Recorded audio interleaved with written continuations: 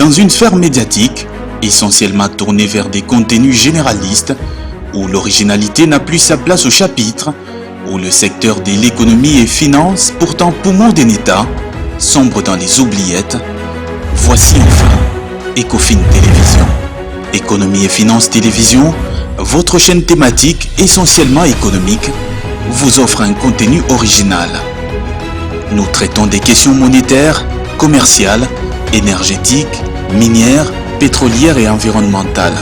Notre créneau, vous proposer des informations, des analyses, des perspectives et prévisions économiques. Ecofin Télévision vous permet également de comprendre la coopération entre les États et les institutions, sans oublier l'épineuse question de la dette. Ecofin Télévision, tout savoir sur les investissements, les échanges commerciaux, la balance commerciale et la balance des paiements, le taux d'échange, l'état des lieux de la lutte contre les détournements des finances publiques, la coopération bilatérale ou multilatérale. Ecofin Télévision vous explique comment l'économie nationale est directement liée à l'économie mondiale.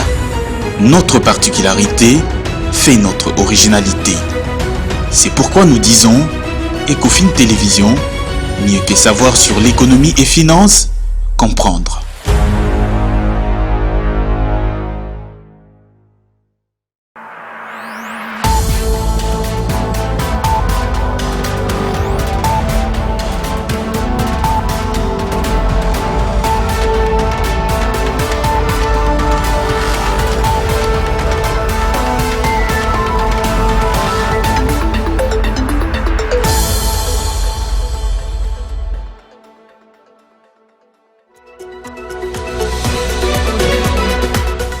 La mise en œuvre de la réforme relative à la facturation normalisée et aux dispositifs électroniques fiscaux Connect a été au centre de l'atelier de réflexion tenu le lundi 7 novembre à Kinshasa. Dans ce journal, Grace Luyanga en parle avec force de taille. 144 millions est le chiffre d'affaires réalisé par le téléphonie cellulaire en République démocratique du Congo. C'est l'Observatoire du marché qui nous relève ces chiffres dans son rapport semestriel pour l'année 2022 rendu public. Monsieur, dames, voilà tout pour le titre de votre journal, le développement dans le corps de ce journal. Bienvenue à toutes et à tous. D'abord, cette actualité, la 27e conférence climat COP27 est officiellement ouverte le dimanche 6 novembre en Égypte, alors que le sommet de chefs d'État se clôture le mardi. L'ordre du jour était essentiellement technique puisqu'il s'agissait de définir le point qui seront abordés dans les négociations très attendues par le pays vulnérable. La question de l'indemnisation de dégâts causés par le catastrophe climatique sera bien à l'agenda officiel pour la première fois. Ainsi, la RDC, avec son bassin faisant d'elle un des poumons de la planète, espère être un des bénéficiaires de ces financements. L'État congolais a dépêché une délégation à ses assises, conduite par le Premier ministre Sama Lukonde. De l'Égypte à Kinshasa, cette fois-ci pour parler du porte-parole des forces armées de la République démocratique du Congo, le général Sylvain Ekenge, qui était face à la presse le week-end en compagnie du ministre de la Communication et des Médias. Au cours de ces échanges, les retombées positives de l'état de siège décrété il y a un an par le président Tshisekedi ont été largement détaillées. Et Tony Antoine Dibendila et Joe Manana pour le reportage. Le porte-parole des forces armées de la République démocratique du Congo a détaillé les retombées positives de l'état de siège au Nord Kivu, signifiant qu'au cours de ces près de 2 ans de cet état exceptionnel, la fraude fiscale ou douanière et les trafics illicites ont connu un coup sérieux. Ceci a entraîné notamment la hausse des recettes de la province, jadis évaluées à $1 million les mois, qui aujourd'hui sont en $2 millions, soulignant également la réalisation de plusieurs projets de développement. Si Kagame s'énerve aujourd'hui, c'est parce que l'état de siège a fait un travail de titan. Fraude fiscale, on a bloqué ça. La fraude douanière, le trafic de minerais, les usines de Kagame sont en train de fermer. C'est le résultat de l'état des sièges. Si vous allez aujourd'hui dans le Massissi, malheureusement, l'insécurité commence à rentrer puisqu'on a dit désengager les unités qui étaient dans le Massissi pour les orienter vers Rutshuru pour faire face à la menace rwandaise. Mais aujourd'hui, la route qu'on est en train de la route Sake, Massissi, Walikale, c'est depuis plus de 20 ans que cette route n'est pas route. Et si vous arrivez à Walikale aujourd'hui, vous allez constater que cette population se dit appartient au Nord Kivu seulement par le nom. La population ne vit que de la Chopo, puisque cette route n'existe pas. Et on est en train de rouvrir cette route-là, par les fonds propres générés par l'état des sièges. L'état des sièges qui a doublé les recettes, puisqu'on a trouvé que le gouvernement provincial mobilisait $1 million par mois, $1 million par mois, mais nous on est arrivé à doubler à 2 millions. C'est depuis fin avril 2021 que le président Tshisekedi a décrété l'état de siège, ainsi pour répondre à l'insécurité dans le Nord Kivu et l'Ituri, mais aussi pour organiser efficacement le deux provinces. Au cours de ces mêmes exercices de redevabilité, les forces armées de la République démocratique du Congo, par le biais du général Sylvain Ekenge, son porte-parole, ont accusé le Rwanda de mener une guerre économique contre la RDC en utilisant le groupe armé dont le FDLR pour se ravitailler en matière première. L'instabilité du Nord Kivu est donc une aubaine pour ces pays voisins. Deux propos recueillis par Tony Dibendila et Joe Manana. Et lorsqu'on veut attaquer le FDLR, le Rwanda fait sortir l'histoire du M23. Et pour que nous ne puissions pas attaquer le FDLR. C'est pour dire quoi? Je vous informe que le Rwanda a construit des raffineries d'or et de coltan, et qui ravitaille le Rwanda en or et en coltan. Ce sont les FDLR. Ces FDLR qui sont là, nous on a rapatrié des milliers et des milliers de FDLR au Rwanda. Mais curieusement, lorsqu'on attaque les positions de FDLR, on retrouve les mêmes FDLR rapatriés qui sont recyclés par le gouvernement rwandais et renvoyés au Congo. C'est pour faire quoi? Le Rwanda, le gouvernement rwandais trouve au Nord Kivu une zone d'influence économique, une zone où ils doivent, qui les fait vivre. Si vous avez suivi l'interview du président Kagame à France 24, diffusée à TV5 et aussi à RFI, il a dit que c'est une question de survie du Rwanda. Survie pourquoi? Imaginez, avec l'Ouganda, nous voulons moderniser la route Bunagana, Goma, Kasindi, Beni, Butembo. Il fait sortir le M23 pour s'opposer à cette modernisation. Pourquoi? Parce qu'il ne veut pas que les véhicules puissent aller tout droit à Mombasa, tout droit à Dar es Salaam, à partir de l'Ouganda, les véhicules puissent transiter par le Rwanda. Et c'est ça le grand problème. L'FDLR, c'est un alibi, un gros alibi que le Rwanda met au devant pour justifier ses actions au Congo. Et ces actions au Congo, ça c'est une guerre purement de survie du Rwanda, une guerre économique. À présent, autre chose dans ces journaux, en vue de limiter efficacement la fraude, grâce notamment à la numérisation des opérations, sous l'initiative du ministère des Finances, un atelier de réflexion sur la mise en œuvre de la réforme relative à la facturation normalisée et aux dispositifs électroniques fiscaux connectés s'est tenu le lundi 7 novembre à Kinshasa. Le détail dans ces reportages de Grace Luyanga et Joe Manana. Le gouvernement congolais, à travers les ministères des Finances, poursuit ses efforts visant à maximiser les recettes publiques. Dans ces cadres, ces travaux se sont tenus en vue de réfléchir sur les meilleures solutions électroniques de contrôle des facturations. Plusieurs personnalités y ont pris part, entre autres le ministre des Finances Nicolas Kazadi qui a ouvert les assises, l'inspecteur général de Finances, chef des services Jules Alinguete, le directeur général de la DGI Barnabé Mouakadi et autres. La présentation des objectifs et des résultats de ces travaux, la présentation des réformes à mener, entre autres, fait l'objet de cet atelier. Le ministre des Finances porte les éclaircissements dans son allocution d'ouverture. Après le déploiement de Sidonia, la mise en place d'Isis Régie et de Logirad, parmi les réformes phares des finances publiques projetées sur l'exercice 2022, le gouvernement s'est résolu de numériser les procédures de collecte des impôts, notamment en se dotant d'un système d'information permanent de suivi en temps réel de la retenue de la TVA par les opérateurs économiques.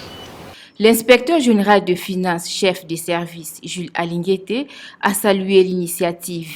Tout le monde doit savoir que si la TVA n'a pas produit les effets escomptés, l'absence de la numérisation de notre économie en est la cause principale. Et là, nous réalisons que les réformes qui sont en train d'être mises en place sont dans le sens de numériser la facturation. Dans le cadre de la collecte de la TVA, nous pensons que c'est une réforme qui va suffisamment booster le niveau de la collecte de cette taxe dans notre pays. Cet atelier vise principalement les réformes relatives à la facturation normalisée et autres dispositifs électroniques fiscaux connectés. La finalité est donc la réduction drastique de la fraude via notamment la numérisation des opérations. Je l'ai évoqué tantôt dans le titre, l'Observatoire du marché de la téléphonie cellulaire en République démocratique du Congo a rendu public son rapport semestriel pour l'année 2022. En croire ces documents de l'autorité de régulation de la poste et des télécommunications du Congo, le marché de l'Internet mobile a enregistré une belle ascendance en termes de chiffre d'affaires avec plus de 144 millions de dollars américains. Suivez. À en croire l'Observatoire du marché de la téléphonie cellulaire en RDC, le marché de l'Internet mobile a réalisé un chiffre d'affaires de l'ordre de plus de 144 millions de dollars américains au deuxième trimestre 2022 contre plus de 128 millions de dollars américains au premier trimestre de la même année, soit une hausse de l'ordre de 11,9%. Contrairement aux autres segments de la téléphonie mobile de la RDC, le marché de l'Internet mobile est dominé par Airtel et Orange, avec des chiffres d'affaires respectifs de 53,6 millions de dollars américains et 45,2 millions de dollars américains au deuxième trimestre de la même année. Pendant la même période, le marché de l'Internet mobile a enregistré un taux de pénétration de l'ordre de 23,77%, avec un revenu moyen par abonné Internet de 2,01 dollars américains le mois. Concernant le trafic data mobile, la période a affiché une hausse de l'ordre de 13,94% entre le premier trimestre 2022 et le deuxième trimestre de la même année, soit 98,437 milliards à 112,159 milliards de mégabytes.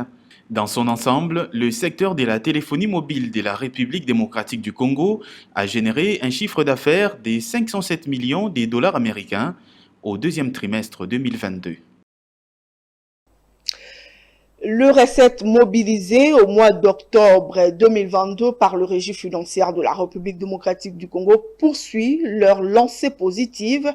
Elles ont été de l'ordre de 1069,9 milliards de francs congolais sur de prévisions de recettes budgétaires mensuelles arrêtées à 1107,9 milliards de francs congolais, ce qui représente un taux de réalisation de 97% par rapport aux assignations de recettes au cours de cette période. Suivez.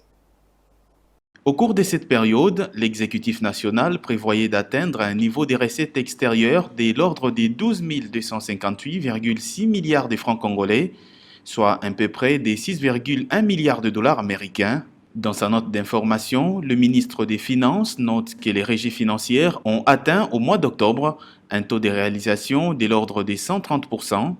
Au cours de l'exercice budgétaire 2022, les régies financières devraient contribuer à hauteur de 14 790,9 milliards de francs congolais dans la mobilisation des recettes annuelles internes. De ce fait, le montant des 15 879,6 milliards de francs congolais comptabilisé fin octobre 2022 représente un taux de réalisation annuelle de l'ordre des 107,3% par rapport aux prévisions annuelles. Selon Nicolas Kazadi, l'ensemble des recettes représente une augmentation de 65% en comparaison avec les recettes de janvier à octobre 2021 qui étaient de 9 585,9 milliards de francs congolais, affichant un accroissement de 6 129,7 milliards de francs congolais, soit 3,145 milliards de dollars américains. Par rapport aux prévisions annuelles de chacune des régies financières, la situation cumulée indique un taux de réalisation de 137% pour la Direction générale des impôts, 70% pour la Direction générale des douanes et accises et 92% pour la Direction générale des recettes administratives, domaniales, judiciaires et participation, la DGRAD. Le gouvernement congolais prévoit d'envoyer à la retraite 30 000 agents et fonctionnaires de l'État courant 2023, une décision jugée courageuse par certains acteurs, dont politiques, car ils estiment que les éventuels prochains retraités ont droit au repos après avoir servi la nation et que cela permettra en outre de faire de la place à la nouvelle génération. L'analyste politique Félix Kayembe en dit plus au micro de Claude Kungu et Sélé Chamala. Suivez. Si la décision est prise pour faire partir tant des retraités en 2023, cela a été déjà budgétisé et je pense que chaque retraité aura à toucher son décompte final pour que l'on ne puisse pas parler que l'on envoie les gens à la mort, mais plutôt à la vie. Lorsqu'on va en retraite, c'est pour aller se reposer. Vous savez, il y a beaucoup de jeunes qui ont terminé les études, qui n'ont pas encore le travail, qui veulent assez qu'ils puissent aussi être engagés. Voilà pourquoi est-ce qu'on demande à ce que ceux qui ont déjà fait le temps, au-delà des 65 ans, puissent partir en retraite et ceux qui n'ont pas encore été engagés ou qui n'ont pas encore travaillé puissent avoir aussi de l'emploi. Et donc tout est déjà planifié, tout est déjà programmé, il n'y aura pas les problèmes de décompte final. Cette question de décompte final sera décantée pour qu'ils puissent, bien entendu, bénéficier. Et vous savez que la loi dit lorsque on n'est pas payé, on n'a pas encore touché son décompte final dans sa totalité, eh bien on doit continuer à toucher les salaires comme si on était actif. Mais c'est là, j'ai toujours décrié, ça risquerait d'être un manque à gagner. Pourquoi? Parce que c'est lui qui ne travaille pas, ne doit plus commencer à toucher son salaire dans son entièreté. Mais la loi lui accorde cette chance ou ce privilège de toucher son salaire. Je pense que cette question doit être élaguée. Tous ceux qui vont sortir en retraite, les 30 000, vont toucher leur décompte final. Place à présent à la revue de presse lue et sélectionnée pour vous par Patrick Lumbala.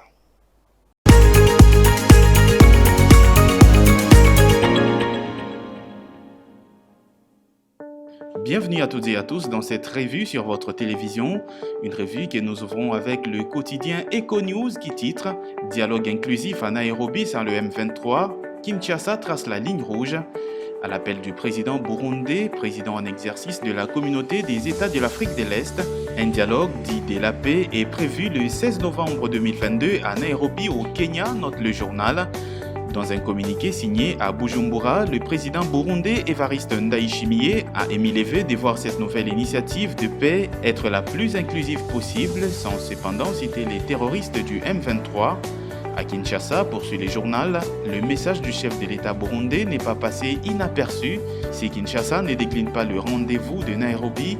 Il a cependant tracé la ligne rouge, rappelant qu'il est exclu de s'asseoir sur la table des négociations avec les terroristes du M23, tant qu'ils occuperont certaines localités du territoire de Rutshuru. Dès lors, conclut le journal, tout porte à croire que le dialogue projeté à Nairobi est d'ores et déjà plombé par des lourdes hypothèques difficiles à lever à brève échéance, tant que les acteurs majeurs du conflit campent sur des positions irréconciliables. Restons toujours dans les colonnes des Econews qui titre à sa 5e page « Situation des finances publiques, le FMI salue la résilience de l'économie congolaise dans un contexte difficile. Les finances publiques se portent bien en République démocratique du Congo » sur le journal. En mission du 18 octobre au 2 novembre 2022 dans le cadre de l'évaluation de la 3e revue du programme économique du gouvernement soutenu par la facilité élargie des crédits. Les experts du Fonds monétaire international ont salué la résilience de l'économie congolaise dans un contexte difficile tant au niveau international que national. Bouclant la 3e revue de l'accord triennal conclu en juillet 2021, le Fonds monétaire international, note le journal, a salué la résilience de l'économie de la RDC dans un contexte particulièrement difficile et certifié les performances macroéconomiques réalisées par le gouvernement, particulièrement dans le domaine de la mobilisation des recettes domestiques avec une super performance des 3,7% du produit intérieur brut. Il a noté, poursuit le journal, que ces recettes supplémentaires ont plus servi aux dépenses sécuritaires, aux subventions des prix de carburant, ainsi qu'au renforcement des investissements.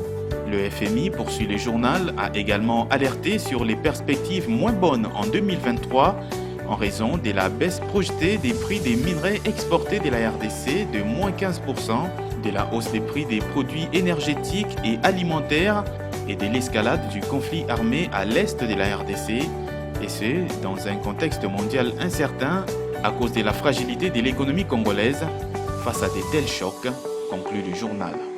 Poursuivons cette revue avec le journal Congo Nouveau qui titre « La DGDA instaure un système antifraude, l'AFEC le diabolise.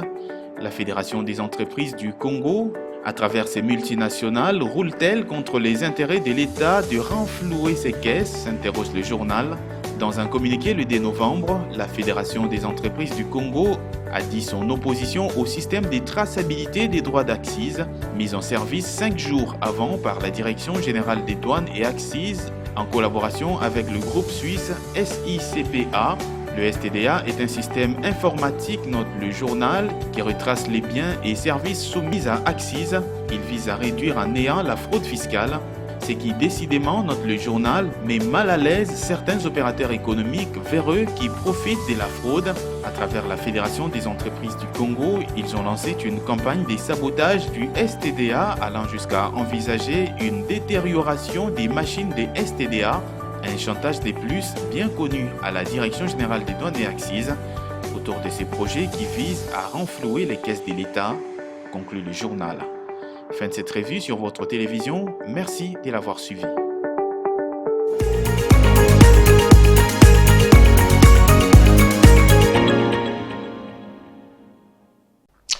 Avant de boucler complètement cette édition d'information, place à présent au rappel de titres pour tous ceux qui nous ont pris à court.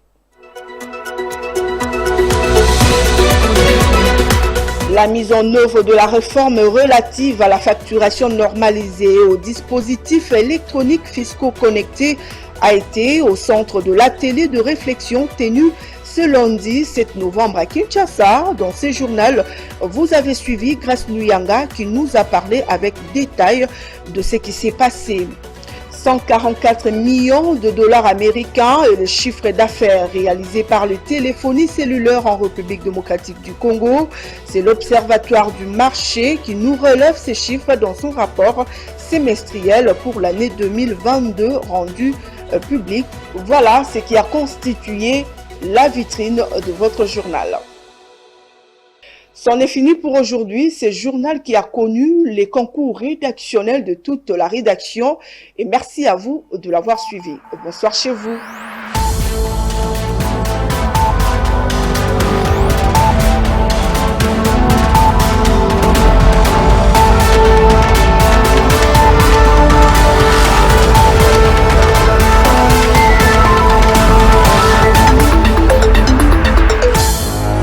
Dans une sphère médiatique, essentiellement tournée vers des contenus généralistes, où l'originalité n'a plus sa place au chapitre, où le secteur de l'économie et finance, pourtant poumon d'un État, sombre dans les oubliettes, voici enfin Ecofin Télévision.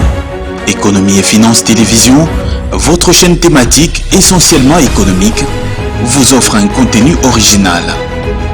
Nous traitons des questions monétaires, commerciales, énergétiques, minières, pétrolières et environnementales.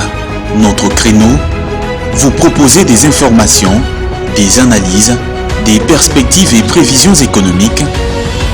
Ecofin Télévision vous permet également de comprendre la coopération entre les États et les institutions, sans oublier l'épineuse question de la dette. Ecofin Télévision, tout savoir sur les investissements, les échanges commerciaux, la balance commerciale et la balance des paiements, le taux d'échange, l'état des lieux de la lutte contre les détournements des finances publiques, la coopération bilatérale ou multilatérale. Ecofin Télévision vous explique comment l'économie nationale est directement liée à l'économie mondiale. Notre particularité fait notre originalité. C'est pourquoi nous disons Ecofin Télévision, mieux que savoir sur l'économie et finances, comprendre.